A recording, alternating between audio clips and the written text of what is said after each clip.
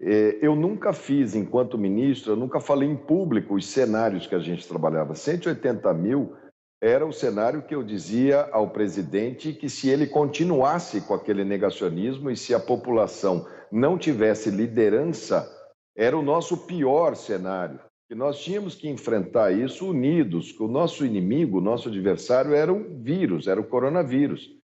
E que, se nós fizéssemos o dever de casa, nós comprávamos naquela época máscaras, capotes, respiradores, ventiladores, nós estávamos pedindo para parar para podermos ter o arsenal mínimo.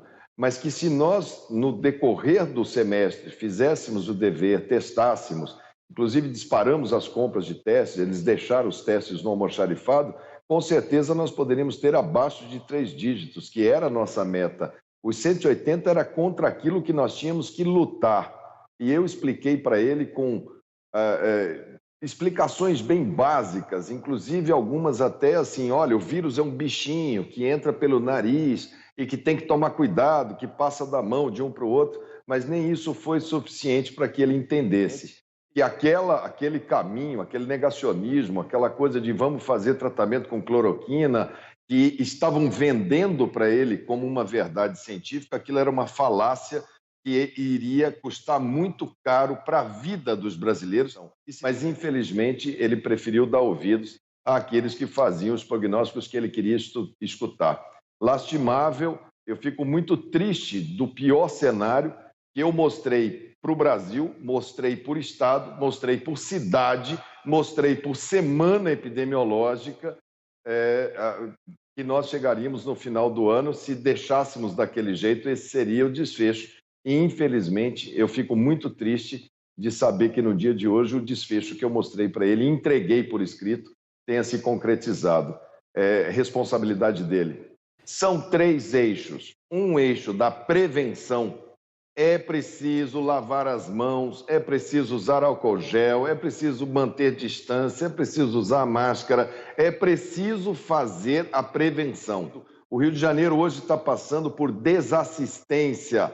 Tem mais de 400 pessoas nesse momento sem leitos de CTI na lista de espera. E assim isso se repete em vários locais do Brasil. É preciso diminuir ao máximo a aglomeração. Nós vamos ter Natal daqui a 2 semanas. Se a gente fizer esse serviço hoje, daqui a 2 semanas nós vamos colher o resultado. Se não fizermos, nós vamos ter um Natal com muitas famílias batendo de porta em porta, pedindo leito hospitalar. Então, o primeiro eixo é manter, mais do que nunca agora, que você tem uma perspectiva de vacina, não é uma realidade, é uma perspectiva, manter a prevenção no máximo que a gente puder manter. Infelizmente, esses remédios, essa coisa de tratamento precoce, de cloroquina, de ivermectina, de ozonioterapia, infelizmente, isso não se mostrou capaz de deter o ritmo natural dessa doença. Toda e qualquer vacina disponível, no Brasil não vai ter uma solução única, não vai ser a vacina nem da Pfizer, nem do Coronavac, nem da AstraZeneca. A Moderna deve estar apresentando os seus trabalhos agora, e cada uma delas tem uma logística específica. A da Pfizer, que é a menos 70, reserve para as capitais, reserve para os locais que você tem essa logística. A outra, que fica de 2 a 8 graus, nós temos que vacinar o Brasil profundo, nós temos que entrar na Amazônia, nós temos que entrar na população ribeirinha, nos Yanomami. Essa vacina é muito mais apropriada para o nosso clima.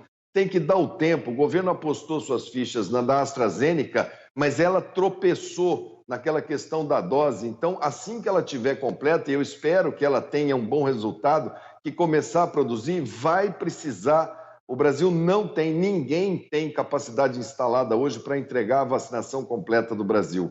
É necessário comprar, adquirir, já deveria ter adquirido as vacinas e as agulhas, e o algodão, e as luvas descartáveis, os isopores, o conjunto de logística. Falam tanto em logística, essa logística tinha que estar comprada e armazenada. Vacina e agulha, se você não usar, se você comprar mais, ela é utilizada em outras campanhas, em outros hospitais, isso não se perde, igual os kits que se perderam. É necessário agora, mais do que nunca, um esforço suprapartidário, suprapolítico. Os governadores têm que parar de bater tambor em público e sentar à mesa e entregar a cada um o que tem para que dentro do que tem não vai ter para todo mundo. Nós vamos atravessar 2021 inteiro lutando com isso. Isso impacta direto na economia. Se os outros países conseguirem resolver a questão da transmissão, como é que os brasileiros serão admitidos nos países que vacinaram? Nós somos um país mais complexo, nós estamos no meio do caminho entre um país rico e um país pobre, então a nós será muito cobrado. O SUS tem expertise para grandes campanhas de vacinação? Tem, mas é preciso planejamento, é preciso gente do ramo, gente que sabe fazer saúde pública. Não dá mais para improvisar, não dá mais para empurrar com a barriga. Chega, basta, já deu o que tinha que dar. Agora deixe os técnicos apresentarem e vamos na linha técnica, o que eu sempre falei, foco, disciplina e ciência para sair disso. Todo mundo quer sua vida de volta. Então, prevenção mais do que nunca agora, porque esse vírus vai continuar circulando. Ali na frente, se a gente entrar em abril e maio com vírus circulando, que é a sazonalidade, aí nós vamos ter a segunda onda. Aí nós vamos ver um grandíssimo número de casos. Agora a gente está numa janela que, em tese, é mais favorável para nós do que para o vírus. O presidente, naquele momento, passou e retirou o Ministério da Saúde. O Ministério da Saúde se anulou, a ponto de querer, inclusive, não publicar nem os números. Teve que tomar uma ordem do Supremo para publicar os números para que a população pudesse saber o que estava acontecendo. Quando está chegando a hora que um governo apostou na ciência e está trazendo uma possibilidade de uma solução e o governo apostou em outra, fazer uma medida provisória para confiscar me parece um arbítrio muito grande. Agora, se o ministro está verbalizando, está falando alto, e o governador repercutiu o que ele disse e depois ele vem a público dizer que não é isso, que ele não vai confiscar, mais uma vez mostra que o Ministério da Saúde está completamente sem bússola, completamente sem norte. Já falou que a vacinação era em março, depois era em fevereiro, depois era em janeiro, depois era em dezembro, depois não ia comprar a vacina da Pfizer, depois anunciou a compra da vacina da Pfizer, não sabe os números, não tem a seringa, não tem a vacina, vai confiscar, não vai confiscar. A hora de se fazer é agora. A chance, ele tem, os instrumentos estão lá. Ou não quer, porque o presidente fala, eu mando, você obedece, então ele não pode desobedecer, está inviabilizado de sentar na mesa. Quem não tem voz para fazer acordo em política não senta na mesa. Mais um capítulo dessa crônica da tragédia anunciada que a gente está vivendo. Outro dia nós demos o caminho para ele, todos os ex-ministros da saúde falaram, olha, o caminho é por aqui, nós estamos na mão de pessoas que não são do ramo. Me admira um general em cima do sistema de saúde, numa crise, ele parece sem bússola, uma hora ele aponta para o norte, para o sul, para o leste, para o oeste, e nós estamos andando em círculos há muito tempo. Eu não sei o que é pior, se é ele se submeter a essa lógica do absurdo ou se é o presidente impor a lógica do absurdo. Tem que passar por cima da vaidade.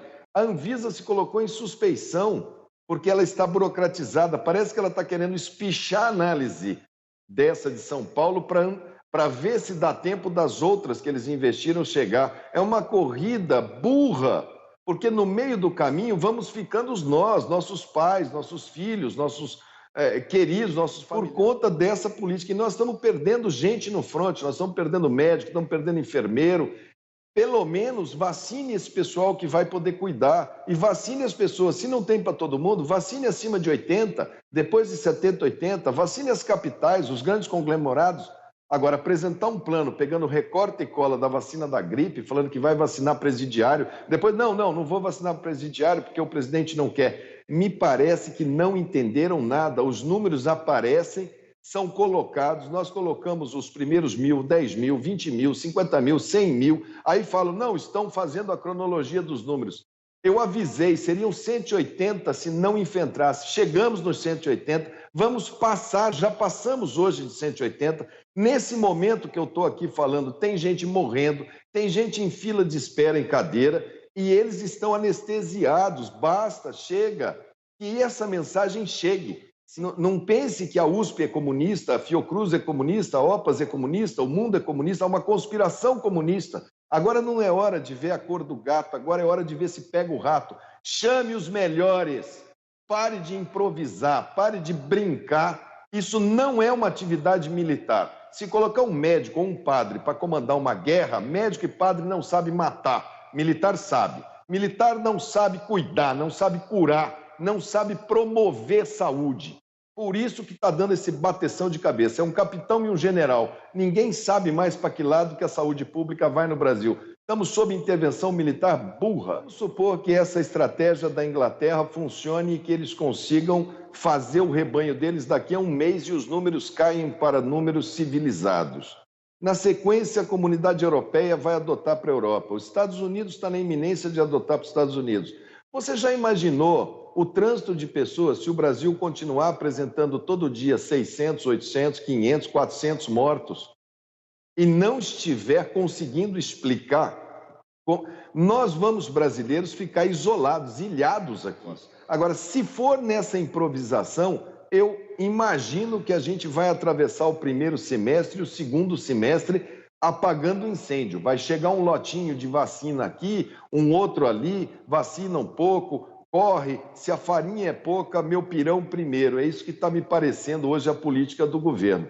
Se não tiver disciplina no Brasil, nós vamos ficar, como nós já estamos, isolados internacionalmente, por conta das nossas posições internacionais em vários temas que vocês tratam aqui diariamente, de direitos humanos, de meio ambiente, que é uma catástrofe, de relações internacionais, nós ficaremos, do ponto de vista sanitário, do ponto de vista de saúde, nós ficaremos um país sem condições de receber e, principalmente, sem que os brasileiros possam ir. Se falou que entre saúde e economia vai cuidar da economia, está mais do que na hora de acelerar, porque a economia não aguenta mais e todo mundo quer a sua vida de volta. O presidente pode ter um QI razoável, mediano, mas tem um coeficiente emocional muito próximo de zero e não mede a consequência das suas falas. Quando falou que era uma gripezinha, quando falou que não era coveiro, quando falou e daí para o número de mortes, quando fala estamos no finalzinho, é marica quem quer se proteger dentro do Brasil. Macho é o cara que vai e coloca em risco seu pai e sua mãe, em troco sabe-se lá do quê. Então, isso é mais uma falta de inteligência, é uma inconsequência e é extremamente prejudicial você falar que está acabando. Não está acabando. Dezembro nós estamos aumentando o número de casos, que não deveria estar aumentando se nós estivéssemos fazendo o dever de casa. Nós temos uma janela curta para vacinar, nós temos até março, abril. Abril, maio, vem a sazonalidade. São Paulo é uma cidade de 20 milhões de habitantes, concentrada, que força a aglutinação. Está todo mundo fadigado, está todo mundo querendo ir para a rua. Nós temos um Natal, nós temos um Ano Novo, nós temos janeiro e fevereiro, com verão no Brasil, que as pessoas vão para as praias, aglomeram. Nós temos um carnaval que embora não vá ter um carnaval oficial dos governos, mas com esse tipo de fala é capaz do presidente se fantasiar e pular carnaval na esplanada para incentivar a cultura popular. Então a gente tem grandes obstáculos pela frente. Esse tipo de fala, esse tipo de comportamento, desde o início, eu muito tentei explicar com muita paciência a ele individualmente, ao conjunto de ministros, ao ministro da Economia. Calma, não se precipite. Trabalhe junto com a saúde, a porta de saúde para a crise da economia é a saúde, é um falso dilema você achar. Estamos numa dívida absurda e um presidente que ainda permanece preso a um resultado do absurdo, da lógica do absurdo que a gente está colhendo hoje.